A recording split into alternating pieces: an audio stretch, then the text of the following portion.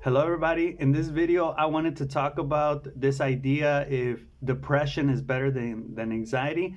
And well, I was reading this book that Jean-Paul Sartre wrote. Basically, it's autobiographical and it's about his life. So in it, he starts talking about death, right? And I want to read a little part here to kind of get us going with this idea.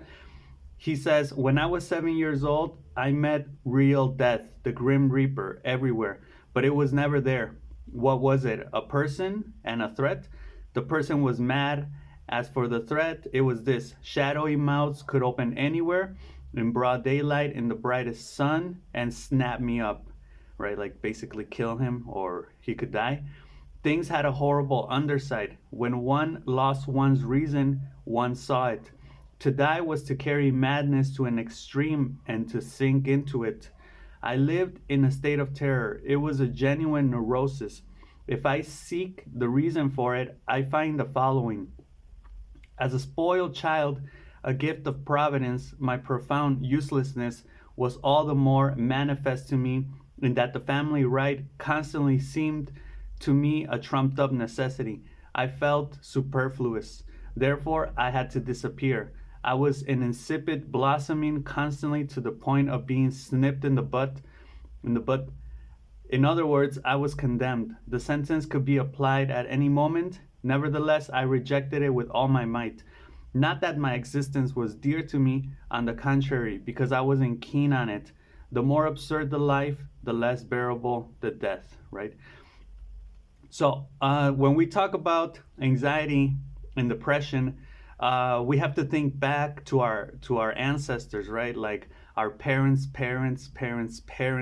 and how they were brought up. Like basically, if we go back centuries or maybe thousands of years back, and we see that childhood is a relatively new idea.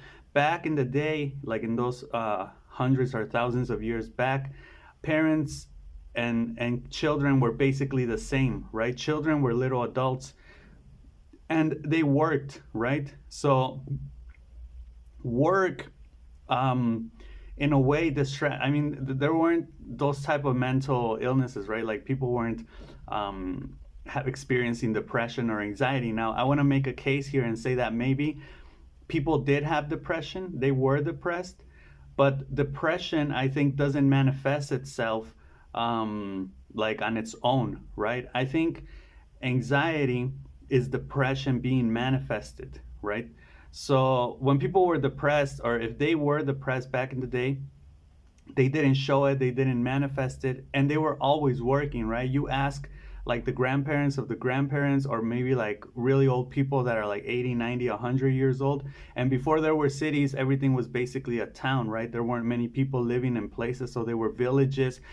Everybody had to carry their own weight, everybody had to work, and I think work distracted you to a certain extent from your existence. Now let me make the case that I think anxiety is produced when, like Sartre says here, when you're profoundly useless, right? Now I don't mean to say that you're useless because you do work, you do carry out tasks, but I think the tasks that we carry out are more carrying things, right? They're jobs for the corporation, for the companies, for the businesses, right? Because we live in a capitalistic society because we basically want things to be able to survive, to be able to live, right? So those things that we receive from people, when we purchase them, right?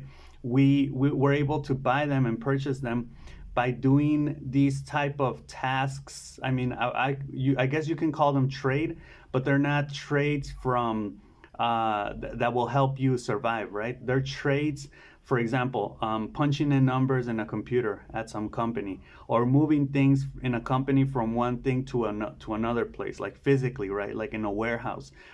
And those type of tasks anybody can do. If you died, you could be replaced, right? So you're useless, you're replaceable, and this is kind of like sounding negative, but that's the main reason why we also fear death, right? Because I think at its core, depression and anxiety, they kind of correlate, but depression is wanting to die at its core, and anxiety is not wanting to die at its core, right? Like you're paranoid about everything, you're anxious, right?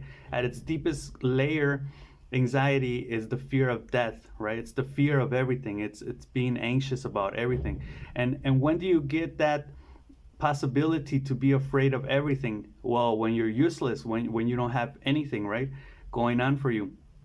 Now I wanted to read this part because Sartre also presents his grandfather's friend, who is Mr. Simonat. And Mr. Simonat, he says, "There's something missing here, Simonat.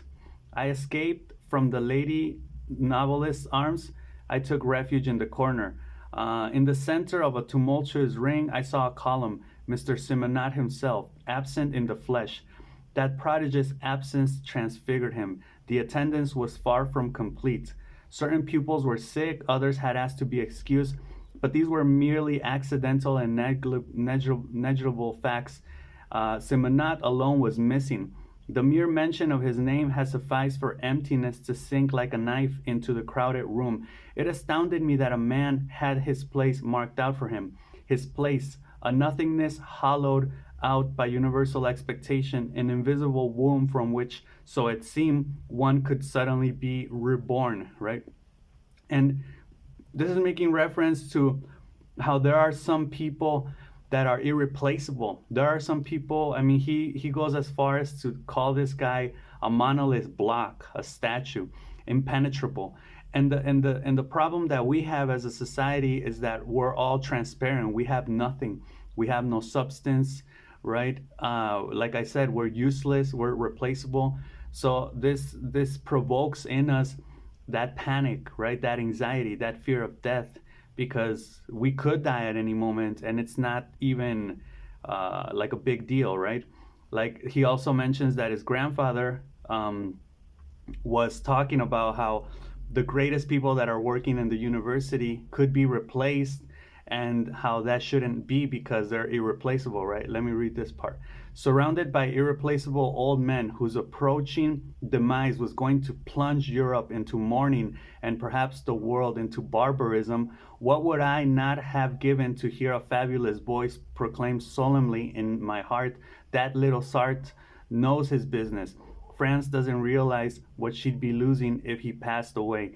And he's basically talking about how he's not like that. He says right here, "I wanted to be an Atlas right away, forever and since the beginning of time." Because he doesn't feel important, because that's how our society works nowadays. Think of the rich and the poor.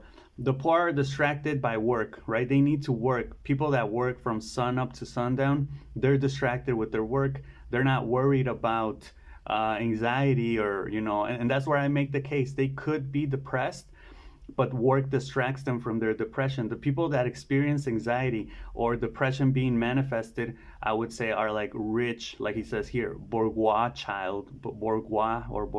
children that have everything, right? And we as a society, we have everything. All we have to do is go and move things around, either numbers or objects, right, at a job from 9 to 5, and we're able to purchase clothes, food, water. We're able to rent a place or buy a house, right? We're able to have all these things, but we can't produce them ourselves. We're not self-sufficient because we don't need to be anymore, because we can just go to the store and buy these things, right?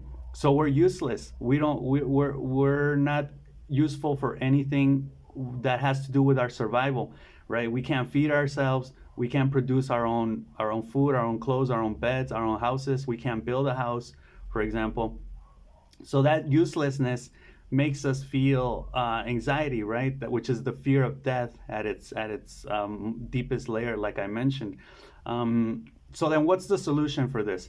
Well, is depression that is working to avoid feeling anxiety, I guess.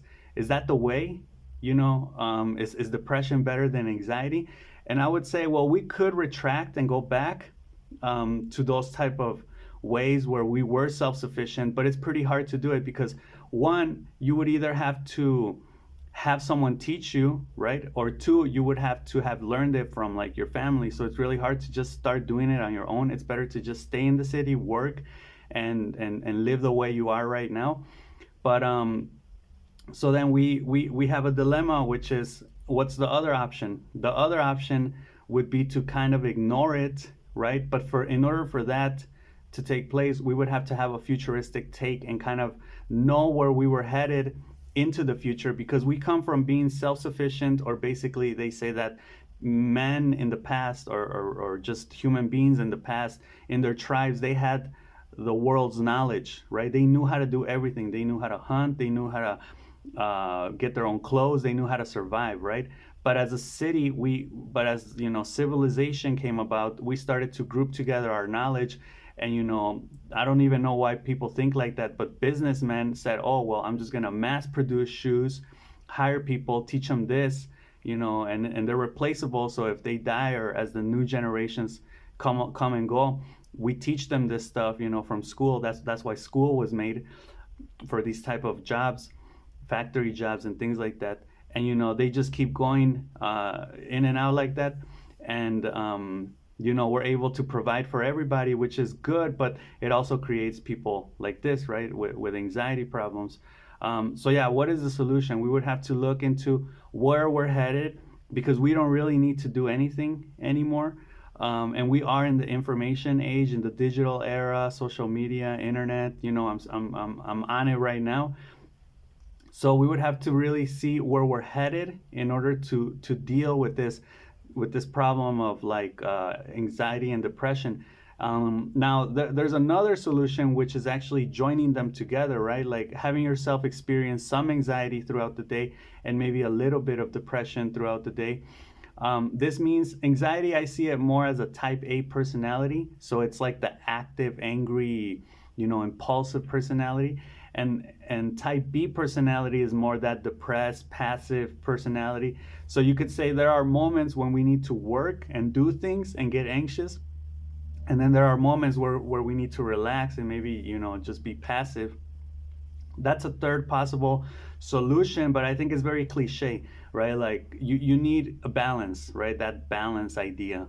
And I think in order to just for fun, we need to go beyond that and think of a more futuristic idea in relation to this type of sequence that has been happening through history, where at first, we're working, and even though we're depressed, we can't really feel it. And now when we live in the capitalistic society, we're able to have things, we're able to actually give ourselves the luxury of feeling anxiety, feeling useless, because we are useless and we are replaceable and we are afraid of death and we are depressed. But where's that going to take us next? One route could be creativity, like just being creative and creating new things, inventing new things. But that's kind of where I'm at right now. That's the point where I'm at. I don't really know what the future holds. What do you think? Do you think we should try to work with depression and anxiety, or just ignore it altogether? Let me know your thoughts in the comments. And I guess that's all I got for this video. So I'll see you in the next one. Peace.